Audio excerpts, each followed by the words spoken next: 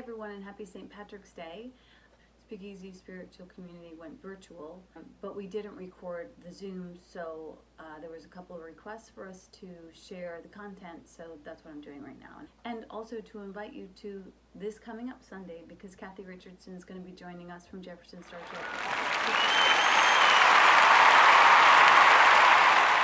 And to fatten out the experience of what our connections can be like online.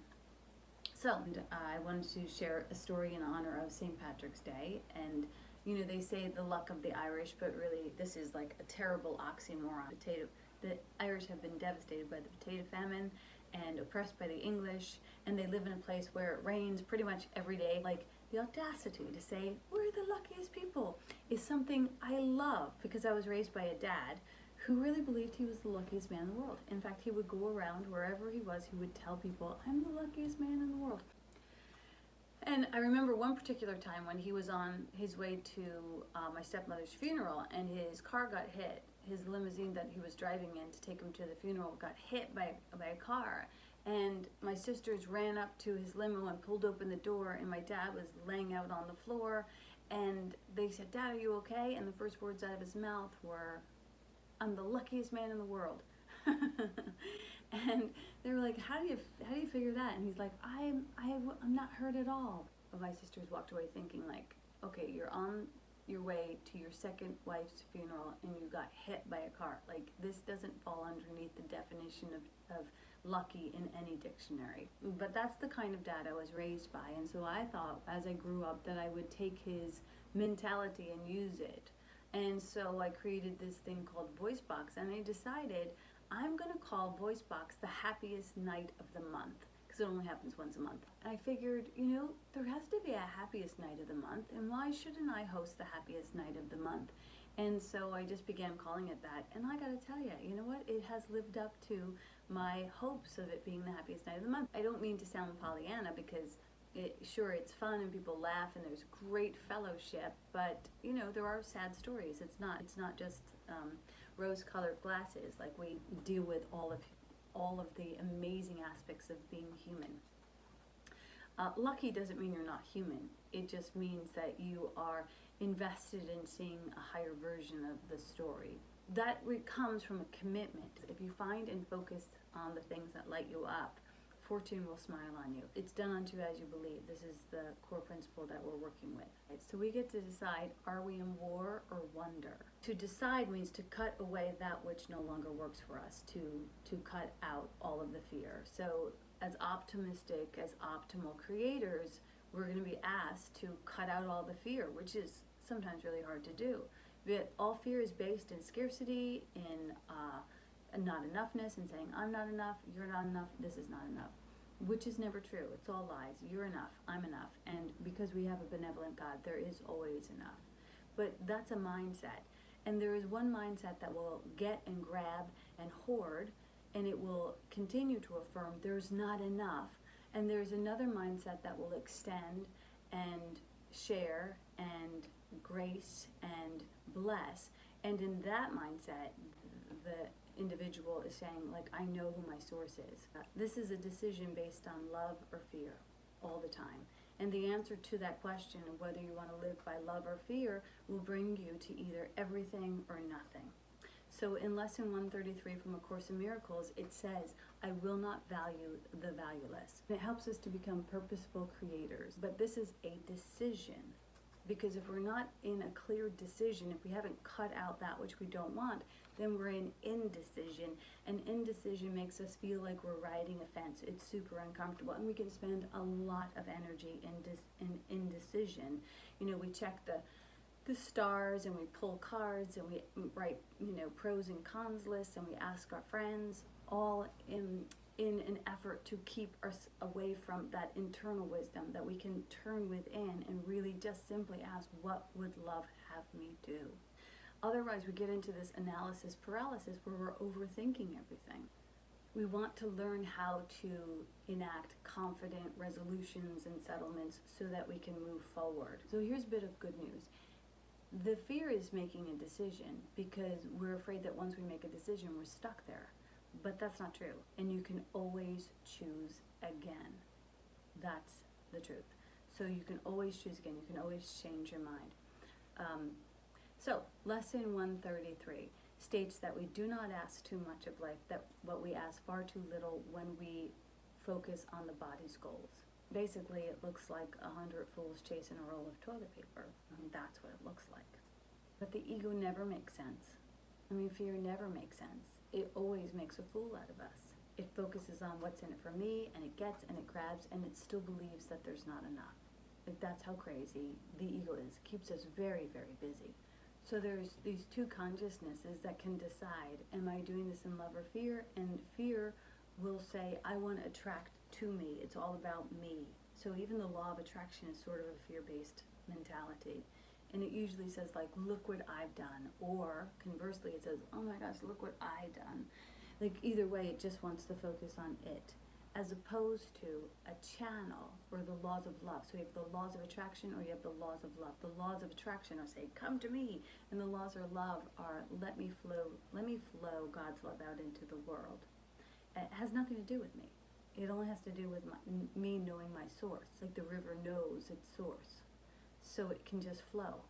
And it doesn't have to take responsibility or blame or shame for any of it. So I'm just basically going to give you the cliff notes of the talk that I gave last week about the 4 P's in regards to decision making. Basically, the overall goal of taking these 4 criteria and making good decisions, the overall goal is that you want to be in peace. You know, peace will bring you everything. So the first criteria for the first P in decision making is, if you choose something that will not last forever, you have chosen incorrectly. So the first P is permanence. If it can die, it will die. Everything has an expiration date on it, and that's basically a guarantee. In this world of dis-ease, when everyone's running around saying, oh my gosh, so many people are going to die, guess what? The truth is, everyone is going to die. That's a given. You know, it's just a matter of how we want to live our life, in peace, in joy, in purposefulness, or in fear. And so permanence, when we make decisions, we want to ask, like, is this real, or is this something that's just going to pass? And if it's going to pass, then let it pass. Nothing real can be threatened. Nothing unreal exists. Herein lies the peace of God. So what is real? I love this story from the Velveteen Rabbit. What is real? asked the Velveteen Rabbit. And the Skin Horse says, well, real is a thing that happens to you when a child loves you for a very long time, not just to play with, but really loves you. And then you become real. And does it hurt? asked the rabbit. Well, sometimes, said the Skin Horse, for he was always interested in being honest. When you are real, you don't mind being hurt. It doesn't happen all at once, said the Skin Horse. You become, it takes time. And that's why it doesn't happen often to people who break easily or have sharp edges or who have to be carefully kept. Generally, by the time you're real, most of your hair has been loved off and your eyes drop out and you get loose in the joints and you're very shabby. But these things don't matter at all, because once you're real, you can't be ugly, except to people who don't understand. I suppose you're real, said the rabbit, and then he wished that he hadn't said it, for he thought the Skin Horse might be sensitive, but the Skin Horse just smiled. So I can't think of a more perfect way of explaining what is real. The real thing is the content of your being, not the external. If you work on the real essence of you, then the real is connected to love, because love is real. And then you become defenseless, and in your defenselessness, your safety lies. So, will it last forever? Is it permanence? Is the number 1 question. If not, let it go. Number 2 is possession. A Course in Miracles says, if you take anything away from someone else, you will have nothing left. You will deny his or her right to everything and thus deny your own. So possession also means giving and receiving. And I think that in these times we're growing weary of this consumerism mentality. At one point we were citizens, and now we've somehow slipped into being consumers. And to consume, the word means to take everything in. So consume means to get, and to create means to extend. So again, we're seeing how we have 2 very different ways of being in the world. Do we want to be consumers or creators? So the question for the number 2 P, possession, is it mine? is this even mine? Is this my possession? Like, is this something that needs to be mine and only mine? And we also want to look at, in regards to possession, is, am I possessed by this possession? Like, I don't want to own or be owned by anything. Now that sounds like, what, are you going to like give up all your stuff and walk into the desert?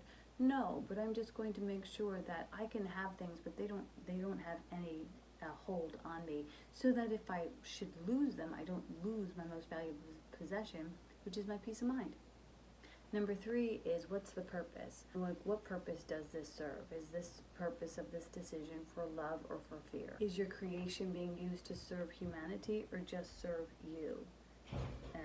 You can be involved in being served in your creations, but if it's just about your own good, it's not going to be the optimal use of your energy.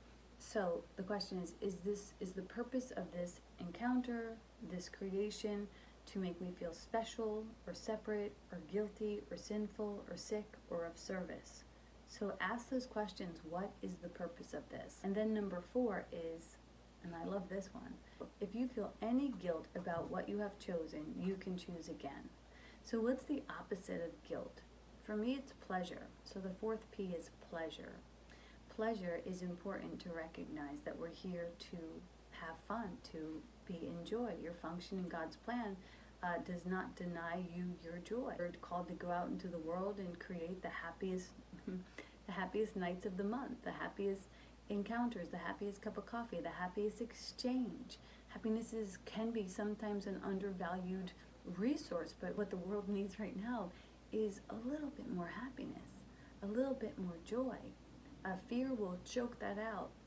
And so it's important for us to recognize that God's not looking for martyrs, but miracle workers who come from an abundant resource and are prepared to serve in joy. I think that's a really important thing to cover and to think about. So just for a review, permanence, will it last forever? Possession, is this even mine? Purpose, is this for love or fear? And pleasure, does this make me happy? So while you're creating and while we're co-creating together, see if you can answer some of those questions for yourself and move into a more peaceful and purposeful way of co-creating with your own divinity. There is nothing to fear, only greater good to be revealed. Thanks for spending time with me. I will be sharing more information with you on Sunday when we come together to talk about renewal. And that Zoom link will be below this video for you to join us on Zoom next Sunday. Okay, God bless. Namaste.